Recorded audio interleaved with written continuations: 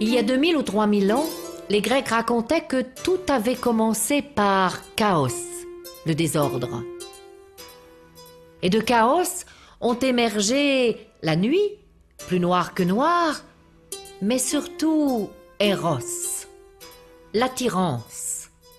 L'attirance mécanique comme celle des aimants, mais l'attirance poétique comme celle des amants. Et puis toujours du désordre ont émergé le Tartare et la Terre. Gaïa, notre grand-mère, disaient les Grecs. Tout était dans les ténèbres. Puis Gaïa donna naissance à la mer Pontos et au ciel, Ouranos. Puis le ciel s'unit à la mer et il y eut de nombreuses naissances, dont les titans. Le dernier-né était Cronos. Cronos, sur ordre de sa mère, a émasculé son père. Terrible blessure, qui chassa le père. Mais de cette terrible blessure jaillirent 3 gouttes de lait de vie qui se mêlèrent à l'eau de mer et donnèrent naissance à la plus belle des plus belles, déesse de la beauté, déesse de l'amour, Aphrodite.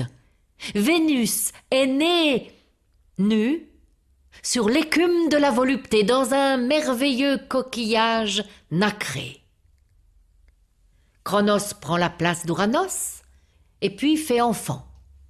Le dernier de ses enfants, ce fut Zeus. Celui-là, il ne l'a pas avalé comme tous les frères et toutes les sœurs. Ce qui fait qu'un jour, Zeus est parti sur les chemins chercher un moyen de prendre la place de son père. C'est Métis qui lui a donné. Métis, la belle Métis, la sauvage, la magicienne. Elle lui a donné un liquide qui pouvait faire vomir son père. C'est ainsi que Zeus a fait vomir Cronos et que les dieux se sont rassemblés pour faire une guerre contre les titans. 10 ans a duré cette guerre-là. Et au bout de 10 ans, les dieux ont gagné, les titans sont partis.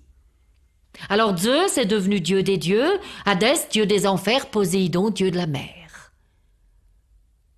Zeus, dieu des dieux, a pris épouse. Il fallait la séduire, il avait une sœur préférée, c'était Héra. Alors pour la séduire pour la première fois, il s'est transformé. Il s'est transformé en oiseau, un petit oiseau de rien du tout, un coucou, mais l'oiseau s'est mis à volter, à chanter autour de la belle Héra au bras blanc.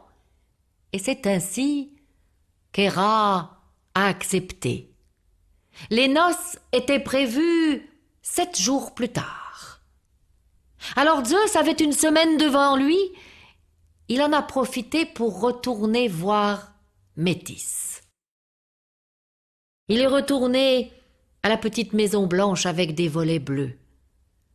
Sur le côté, un oranger couvert de fruits. Métis l'attendait. Métis avait des yeux qui devaient savoir converser avec les gazelles. Zeus est entré chez Métis et ils se sont aimés pendant 6 jours et 6 nuits. Zeus a bu le parfum d'oranger sur la peau de Métis. Ils se sont tant aimés qu'au matin du 7e jour, Métis a su, et Zeus avec elle, qu'elle attendait un enfant de lui. Mais elle a su aussi, et Zeus avec elle, que si cet enfant était un garçon, il prendrait la place du père. Zeus a eu tellement peur que cette dernière journée, il l'a aimée encore plus, la belle Métis. Il l'a aimée goulûment, tant et tant qu'il l'a avalée, elle et son enfant, se disant l'enfant dans le ventre de la mère dans l'estomac du père. L'enfant, si c'est un garçon, ne prendra jamais la place du père. Et c'est ainsi qu'il est allé sur l'Olympe pour épouser Héra. Belle noce. La grand-mère a donné en cadeau 3 pommes d'or qu'Héra a placées dans le jardin des Hespérides. Héra et Zeus se sont bien aimés, tendrement. Un premier enfant est né, un garçon. Il était beau, il s'appelait Arès. Il deviendra dieu de la guerre. Il avait un regard fougueux, il avait des cheveux de jais, presque bleutés, couleur de la pensée. Et puis, il y eut deuxième naissance. Cet enfant-là, la mère l'a trouvé vilain le jour de sa naissance. Alors déçue, elle a fait ce qui est incroyable pour une mère. Elle a pris son enfant nu par un pied et elle est montée en haut du mont Olympe. Cette montagne était très haute puisque les Grecs racontaient que lorsqu'on lançait d'en haut de cette montagne une enclume de bronze, elle mettait 9 jours et 9 nuits pour atteindre le sol. Eh bien, Héra au bras blanc, a pris son enfant et du haut de cette montagne-là, elle l'a jeté. Alors peut-être que l'enfant n'était pas très joli le jour de la naissance, mais quand il est arrivé en bas, c'était effrayant. Il était dans un état, il était tout cassé, tout crabouillé. C'est bien simple, il en est resté boiteux et il sera surnommé le divin boiteux, Héphaïstos. Et beaucoup plus tard, quand il sera forgeron, il fera un cadeau pour sa mère. Il forgera une petite chaise en or, toute ciselée, toute sculptée, en guise de pied, des pattes de chèvre. Sur le dossier, une belle tête de lionne. Elle était belle, cette chaise-là. Il l'a envoyée sur l'Olympe à sa mère qu'il n'avait jamais revue depuis sa chute. Héra, au bras blanc, Héra aux yeux de vache, fut bien étonnée de recevoir ce cadeau d'un fils qu'elle avait jeté et qu'elle n'avait jamais revu depuis. Mais comme elle était jolie, elle la plaça, elle s'assit dessus, elle était très confortable, faite pour elle, pour ses formes. Ma foi, elle n'avait pas que ça à faire, alors au bout d'un moment, elle voulut se lever, mais elle n'a pas pu. Elle était collée à la chaise. Elle a essayé encore, ça l'a un peu énervée, elle a pris la chaise et a décidé de se lever avec la chaise, mais elle n'a pas pu, elle était collée au sol. Alors elle a appelé tous les dieux et toutes les déesses de l'Olympe, et tous ont essayé de l'aider, tous lui ont tendu la main en vain. Tous sont allés voir Héphaïstos dans sa forge pour lui dire que la plaisanterie avait assez duré. Mais Héphaïstos avait beaucoup de travail. Il n'avait pas que ça à faire. Il viendrait plus tard, et c'est ainsi que Héra est restée collée. Longtemps. Très longtemps. Et puis un jour, le grand forgeron, le divin boiteux, s'est décidé. Il est allé sur l'Olympe, et devant tous les dieux et toutes les déesses, il a tendu la main à sa mère, et il l'a délivrée. Zeus était là, Zeus a voulu le remercier, en lui faisant le plus beau cadeau qui soit. Zeus a donné au divin boiteux la belle Aphrodite, la déesse de l'amour. Et c'est ainsi qu'ils se sont épousés. Oh, Aphrodite et Héphaïstos se sont bien aimés, furent très heureux, même si parfois, c'est vrai qu'Aphrodite était tellement belle. Parfois, d'autres la regardaient de près, de très près. Tiens, le frère d'Héphaïstos, Arès. Un jour, on sut qu'Arès était l'amant de la belle Aphrodite. Alors ce jour-là, Héphaïstos a forgé dans sa forge. Il a forgé un filet avec de larges mailles, tout en or.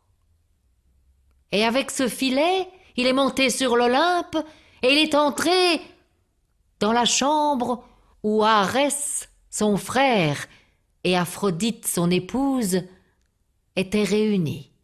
Et il a jeté le filet sur les corps des amants qui étaient en plein et bas amoureux, histoire de les immobiliser.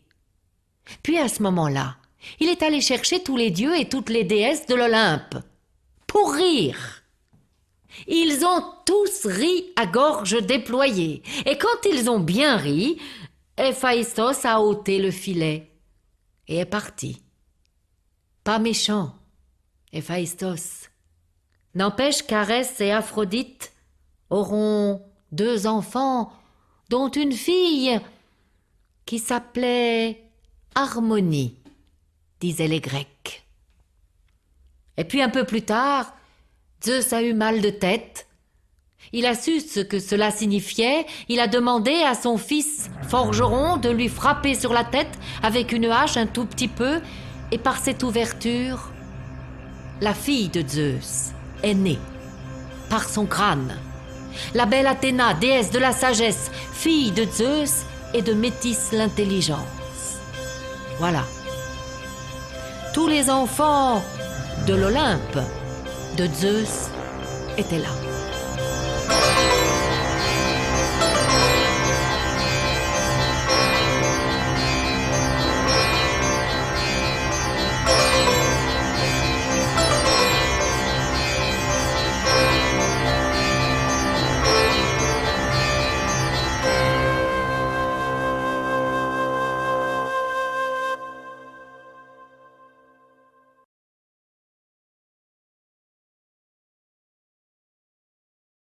Ensuite, Prométhée, avec de l'argile grise, a créé les premiers hommes, aidé du souffle d'Athéna.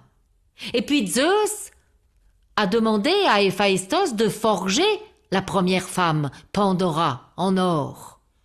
Alors, les hommes et les femmes se sont multipliés, malgré le déluge. C'est peut-être là que tout a commencé.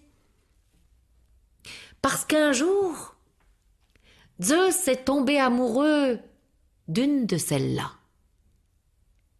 C'était Io. Io, la belle Io, prêtresse d'Héra. C'est peut-être ce qui n'a pas plu à Héra. En tous les cas, Zeus était amoureux et il eut une idée.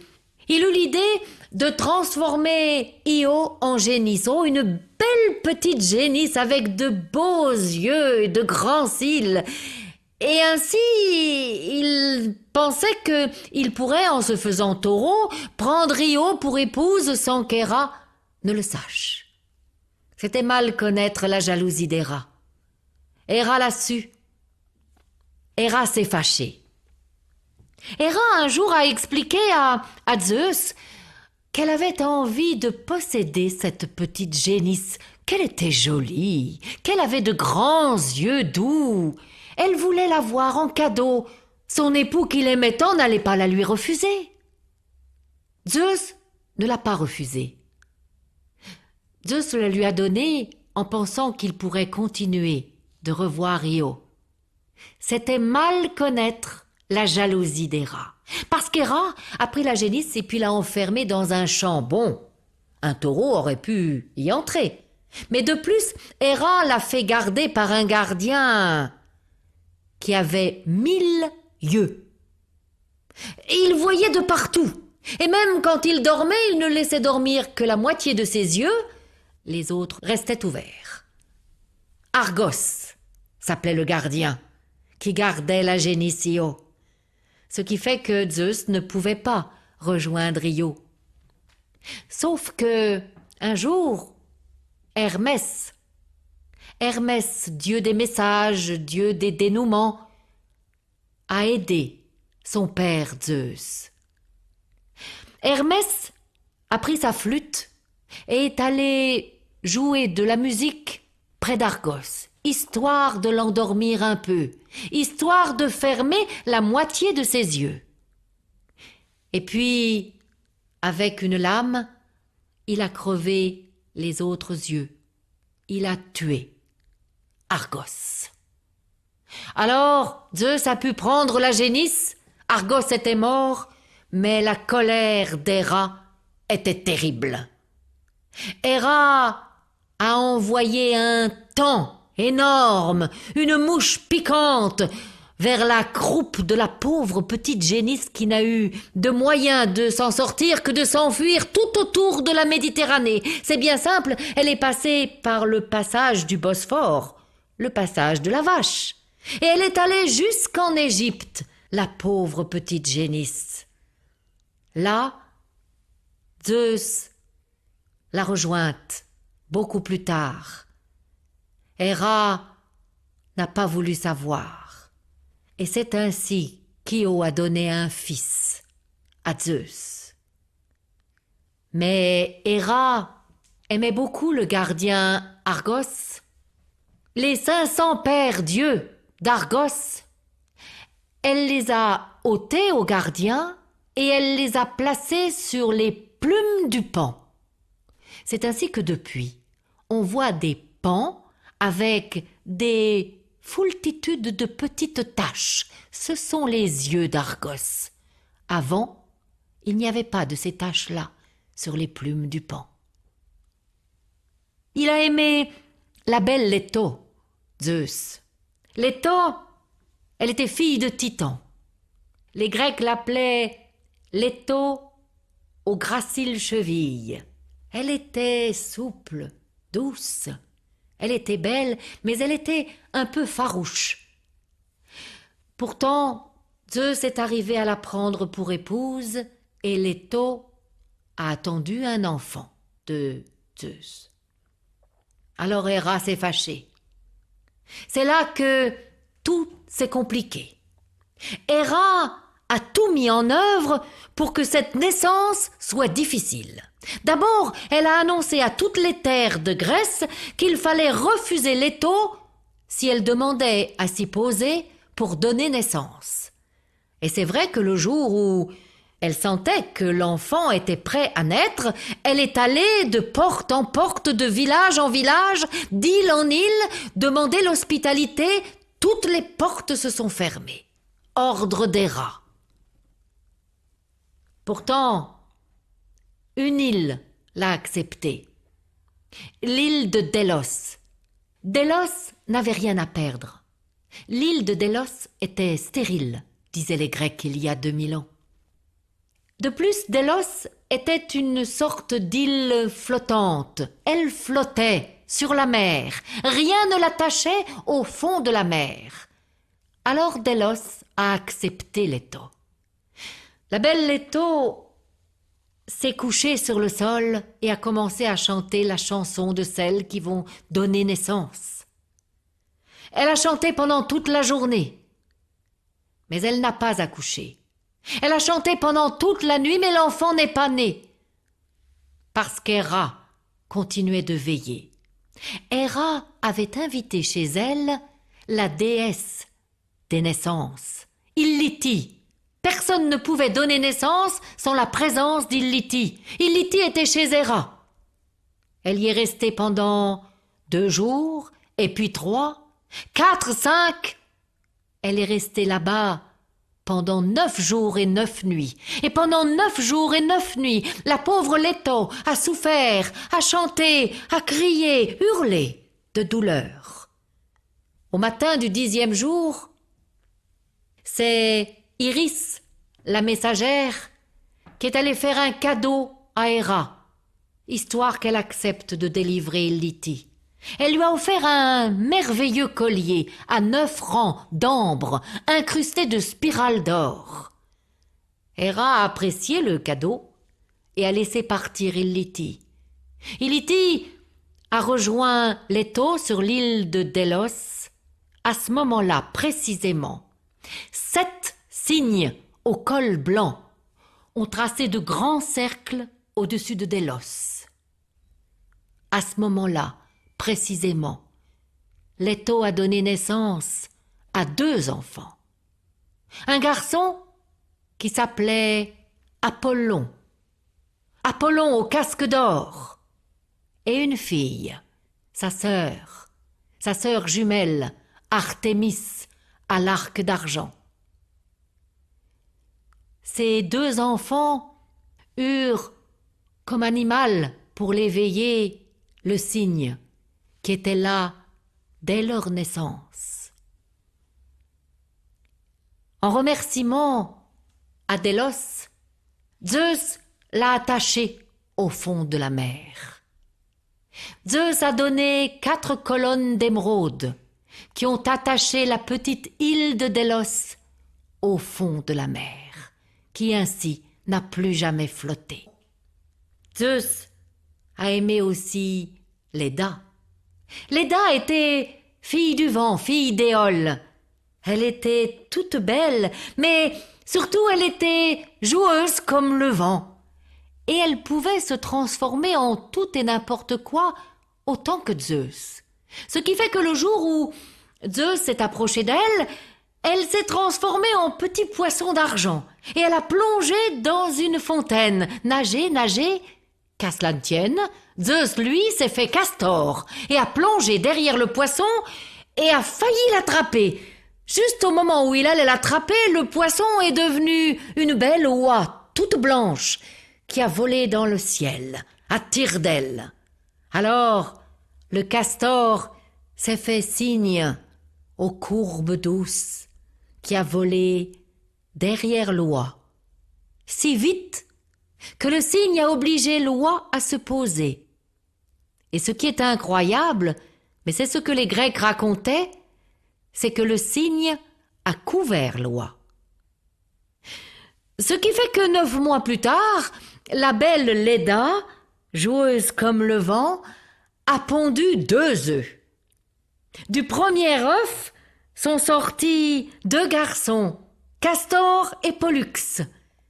Et du deuxième œuf sont nées 2 filles, Hélène et Clytemnestre.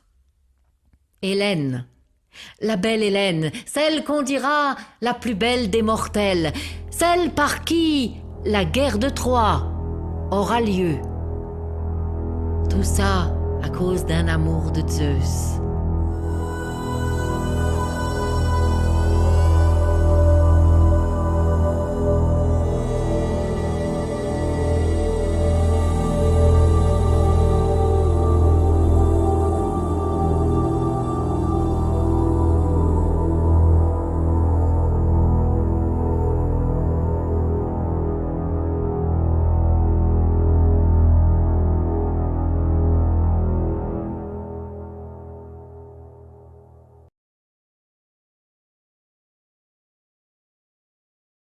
Mais pour la belle Danaé, Zeus ne s'est fait ni taureau, ni oiseau, ni poisson, non, tout autre chose.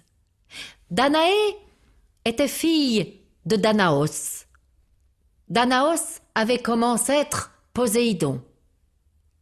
Danaos était un père bon, mais inquiet. Surtout qu'il avait entendu un oracle qui disait que si jamais sa fille avait un garçon, cet enfant tuerait son grand-père. Alors, Danaos avait peur. Surtout qu'il voyait que la belle Danaé était belle à faire pâlir le jour et la nuit à la fois.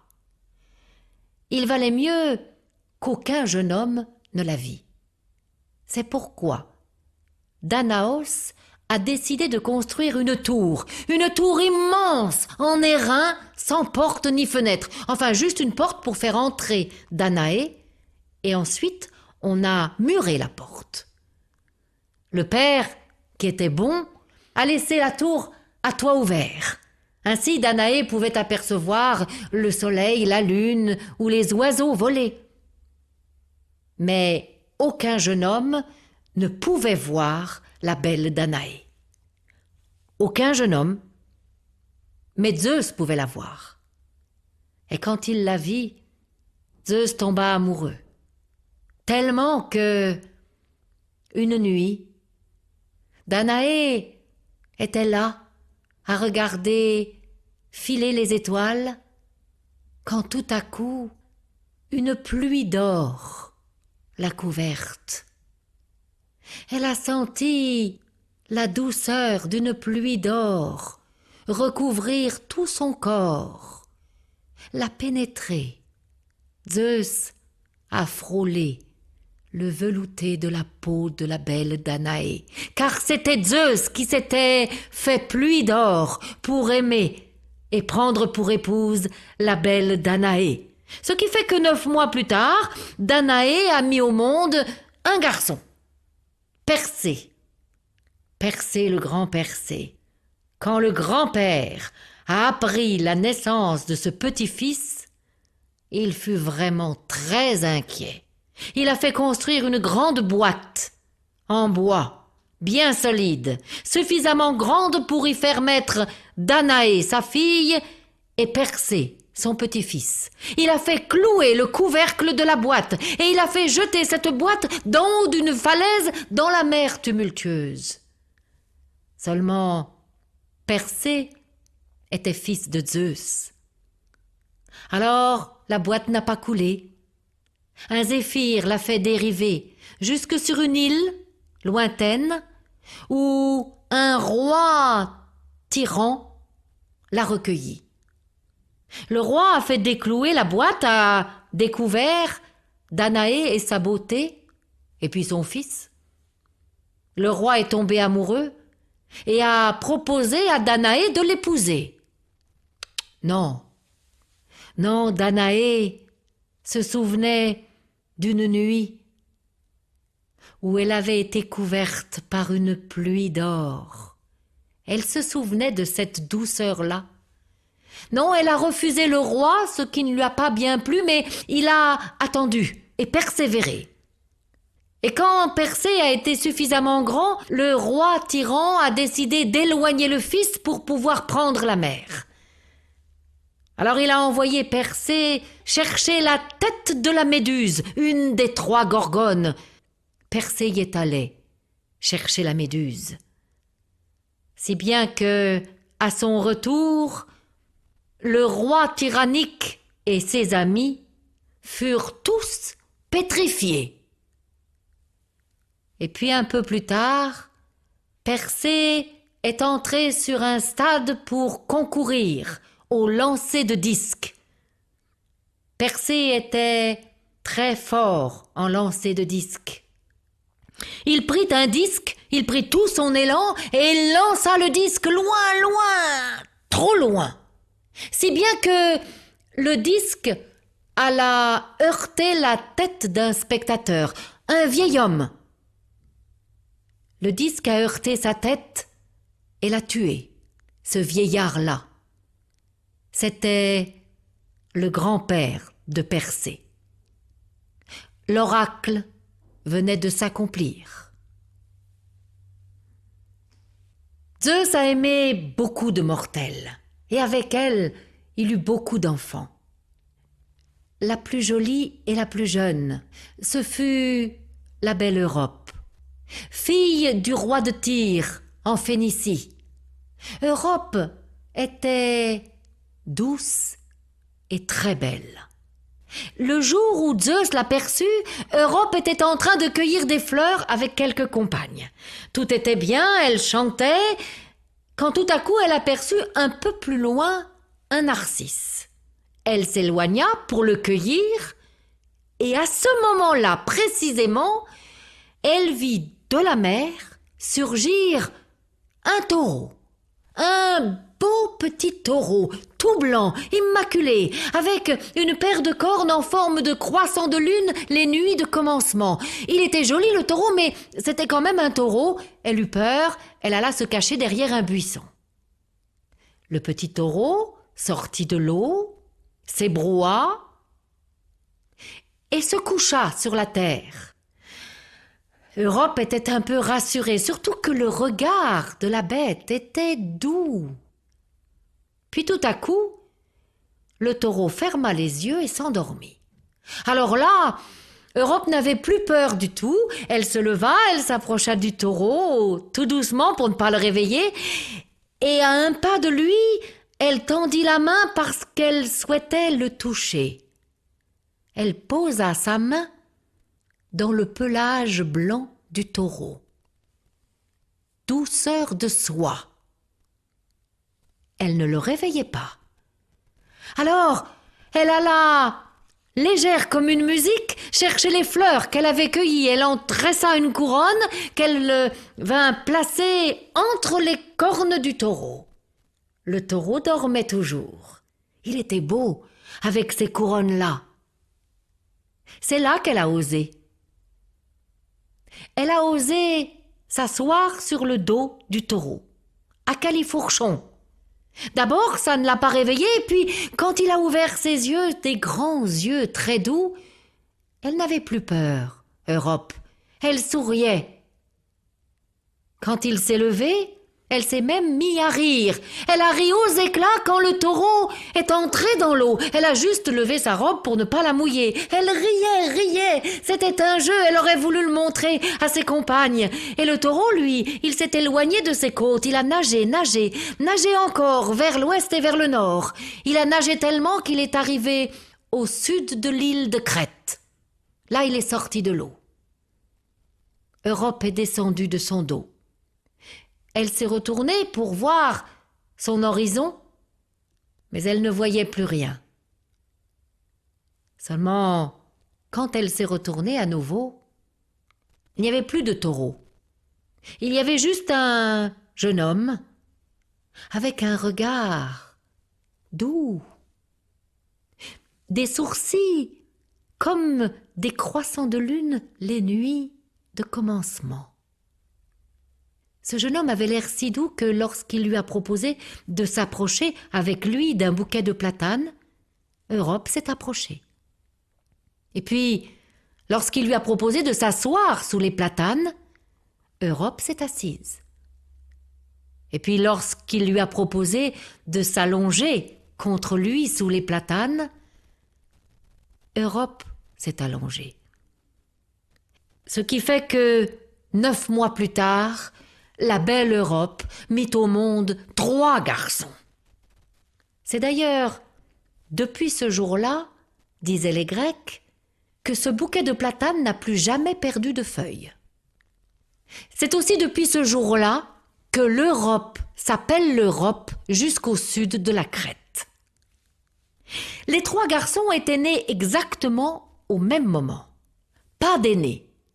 Ce qui fait que lorsqu'ils ont été grands, hommes, ils n'ont pas pu savoir lequel des 3 allait régner sur l'île de Crète. D'habitude, c'était l'aîné. Alors, plutôt que de se chamailler, Minos, l'un des 3, a proposé une sorte de pari à ses 2 frères. Il leur a dit que celui qui arriverait à faire sortir un taureau de la mer, celui-là pourrait régner sur l'île de Crète. Bien sûr, les 2 autres ont accepté, mais ils ont été bien étonnés le lendemain matin, au moment du lever du soleil, quand Minos a fait sortir de la mer un énorme taureau noir, au pelage luisant, au pelage de ténèbres, avec une belle paire de cornes. Qu'il était beau, ce taureau-là! Alors bien sûr, les 2 frères sont partis, ils ont laissé la place à Minos. Minos allait régner sur l'île de Crète, mais avant, il devait faire ce qu'il n'a pas fait. Il devait remercier Poséidon, parce que c'était Poséidon qui lui avait offert ce taureau. Il devait le remercier en lui faisant offrande de ce taureau, en le sacrifiant. Or, le taureau était tellement beau que Minos n'a pas pu. Il a fait offrande à Poséidon de 3 petits taureaux. 3 taureaux peut-être, mais ça n'était pas le bon. Quand Poséidon a vu cela, il s'est promis qu'il se vengerait. Il attendait. Et c'est ainsi que Minos a régné sur la Crète, a épousé la belle Pasiphae, et qu'ils eurent de nombreux enfants, dont 3 furent célèbres. 2 filles, Ariane et Phèdre, et puis un garçon, Androgée. Minos avait mis le taureau de Poséidon dans un champ bien fermé, avec un gardien, et puis il allait le voir chaque jour, le beau taureau noir. Pasiphae aussi allait voir le taureau. C'est peut-être là que Poséidon a pensé sa vengeance. Parce que Pasiphae eut de plus en plus envie de voir le taureau. Elle était amoureuse du taureau. Elle était tellement amoureuse qu'elle voulait même en être prise pour épouse. Ce qui fait qu'elle a convoqué Dédale, le grand architecte de Crète. Elle lui a demandé de construire une vache en bois, grande, de la taille du taureau, et toute creuse. Alors Dédale a construit une vache en bois, grande, de la taille du taureau et toute creuse. Elle était belle, cette vache-là. Elle avait de grands yeux qui ressemblaient aux yeux des rats. Eh bien, Pasiphae, un jour, est entrée dans la vache qui était creuse.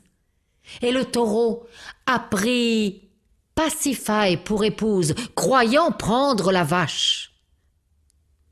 Ce qui fait que 9 mois plus tard, la belle Pasiphae mit au monde un enfant monstrueux. Il avait un corps de garçon, mais il avait une gueule de taureau, le Minotaure. Alors Minos, tout de suite, a pensé qu'il fallait le cacher. Il a convoqué Dédale, le grand architecte, et il lui a demandé de construire un labyrinthe bien profond pour y mettre le Minotaure tout au fond. Et Dédale a construit un labyrinthe bien profond. Et on a mis le Minotaure tout au fond. Mais auparavant, le Minotaure avait annoncé qu'il voulait manger 1 fois par an, juste 1 fois, à date anniversaire de sa naissance. Mais ce jour-là, il souhaitait manger 7 jeunes filles et 7 jeunes gens. Sinon, la peste ravagerait la Crète. Chaque année, on a donné 7 jeunes filles et 7 jeunes gens à manger au Minotaure. Chaque année, le Minotaure les a dévorés jusqu'au jour où, beaucoup plus tard, le grand Thésée a tué le Minotaure. Et puis plus tard, Eurysthée a envoyé Héraclès, parmi ses 12 travaux, chercher le taureau de Crète. Et Héraclès est venu le chercher et l'a emmené jusqu'à Marathon, en le faisant traverser à la nage. Tout ça à cause de l'enlèvement d'Europe, de cette histoire d'amour-là.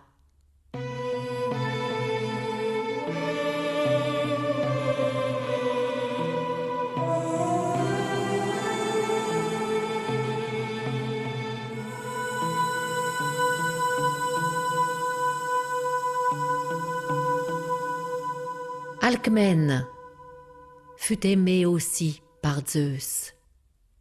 Alcmène, elle était l'épouse d'Amphitryon. Amphitryon était roi de Thèbes, ville qui avait été créée par le frère d'Europe. Alcmène était belle, mais surtout elle était plus fidèle que fidèle. Ce qui fait que le jour où Zeus s'est approché d'elle pour bavarder, Alcmène lui a tourné le dos, ne l'a même pas regardé. Bon, il fallait s'y prendre autrement. Alors un jour, Amphitryon est parti à la guerre, pas très loin, à 1 journée de marche de leur demeure. Il a gagné cette guerre, et le soir de la victoire, on a festoyé dans les camps d'Amphitryon. Amphitryon, le roi, trinquait, buvait le vin clairet. Tout était bien, tout était bon. Mais à ce moment-là, précisément, on a frappé à la demeure d'Alcmène. Alcmène est allée ouvrir. Et elle s'est trouvée face à Amphitryon, qui lui a dit qu'il était victorieux et qu'il voulait fêter cela avec son épouse tendre et bien-aimée. Alcmène lui a ouvert ses bras, lui a préparé un repas délicieux fait de miel, de coriandre et de cardamone. Ils ont soupé et cette nuit-là, ils se sont bien aimés. Le lendemain de la victoire, on a frappé à la porte d'Alcmène. Alcmène est allée ouvrir. Elle s'est retrouvée face à Amphitryon, qui lui a dit qu'il était victorieux et qu'il voulait fêter cela avec sa douce, sa bien-aimée. Elle a eu l'impression de déjà vu, de déjà entendu, le lui a dit, mais s'il voulait un autre bon repas, elle allait le préparer. Elle lui a ouvert grand ses bras, elle lui a fait un autre repas, tout parfumé, et cette nuit-là, ils se sont bien aimés. Et 9 mois plus tard, Alcmène mit au monde 2 garçons. Le premier était doux, petit, svelte. Le second était grand, costaud. Et le jour de leur naissance, Amphitryon les regardait dormir comme 2 petits anges dans leur berceau, quand tout à coup, dans la pièce, sont entrés 2 énormes serpents. Le plus petit, le plus svelte, lui, il a hurlé de terreur et il a sauté du berceau. Mais l'autre, le plus costaud, il a pris un serpent dans une main, un serpent dans l'autre main, et il a serré de toutes ses forces. Tant que lorsqu'il a ouvert les 2 mains, les 2 serpents sont tombés morts. Là, Amphitryon s'est dit que peut-être cet enfant-là n'était pas vraiment son fils. Peut-être cet enfant-là avait du sang divin dans les veines. Et il s'est souvenu de ce soir-là où il était rentré de la victoire, où Alcmène lui avait dit qu'elle avait l'impression qu'il lui en avait déjà parlé la veille. Quoi? C'est que la veille, il y avait certainement un autre Amphitryon qui était là. Et tout le monde savait que seul Zeus pouvait se transformer en tout et n'importe quoi. Alors c'était Zeus qui s'était fait Amphitryon et qui avait pris Alcmène pour épouse le soir de la victoire. Alors Amphitryon n'a pas été jaloux du tout, parce qu'il a pensé que Alcmène n'avait toujours aimé qu'Amphitryon lui-même. Il a beaucoup aimé ses 2 fils, Héraclès, fils de Zeus, et Iphiclès, fils d'Amphitryon. Héra a toujours été très jalouse, mais jamais autant que pour cette histoire-là. Tout avait commencé par une histoire de famille. Zeus, un jour, eut l'idée de prendre une autre de ses sœurs pour épouse, Déméter, déesse du blé et de l'été. Et ainsi Déméter donna naissance à une fille, Perséphone. Perséphone, fille de Déméter et de Zeus, le très sage. Perséphone. Elle avait la beauté du fruit du grenadier. Elle avait le parfum du benjoin et la douceur du miel. Quand elle fut jeune fille, elle était belle, comme on ne peut le dire.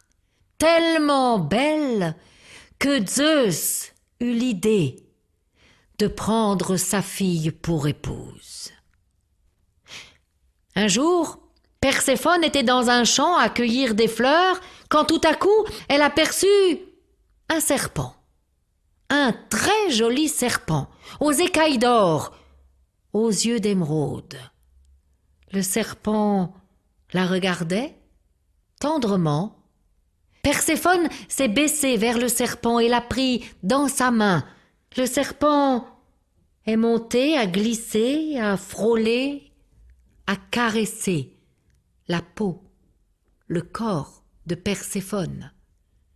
Et c'est ainsi que Zeus, qui s'était fait serpent, a pris sa fille pour épouse et qu'il y eut naissance. Un garçon, Zagréus, un beau petit gars. Mais là, cette fois, Héra n'a pas accepté. Elle allait tout faire pour supprimer cet enfant. Elle est allée voir ses vieux oncles les titans. Elle leur a expliqué qu'il fallait s'en débarrasser de cet enfant-là, qu'il cherche un moyen, qu'il s'en débrouille, mais surtout que cet enfant disparaisse à tout jamais. Les titans ont cherché. Ils ont trouvé, au bout de 3 ans. Zagreus avait 3 ans ce jour-là, quand tout à coup, devant sa demeure, il aperçut un jouet comme on ne peut imaginer. Il marcha derrière le jouet, mais le jouet s'éloigna. Alors Zagreus courut derrière le jouet, mais le jouet se mit à voler dans les airs. Zagreus courait, et le jouet partait. Et le jouet est entré dans la demeure des titans, Zagreus derrière. Zagreus n'a pas entendu la porte derrière lui claquer. Et quand les oncles de Zeus et d'Héra se sont trouvés à portée de main de l'enfant de 3 ans, de leurs ongles acérés, les titans ont déchiré la peau de l'enfant, l'ont déchiqueté et se sont mis à le manger. Et puis ils ont pris tout leur temps, ils mangeaient, ils dévoraient. Et les chairs de l'enfant disparaissaient dans les gueules monstrueuses des titans. Heureusement qu'ils ont pris tout leur temps, parce que Zeus eut ce temps-là pour accourir. Il est entré dans la demeure des titans et là il a foudroyé. Mais l'enfant avait été entièrement mangé. Non, pas le cœur. Le cœur, Zeus l'a attrapé, il était encore tout palpitant. Alors il fallait maintenant trouver le ventre d'une femme pour lui donner naissance. Voilà, il a cherché, il a attendu, il a choisi. Il fallait qu'elle fût belle, il fallait qu'elle fût douce et toute bonne. Et il a trouvé. Il a trouvé la belle Sémélé. Une nuit, Zeus est entré dans son lit. Il l'a aimée tant et tant. Et il a glissé le cœur palpitant de son enfant dans le ventre de Sémélé. Et il a promis de revenir.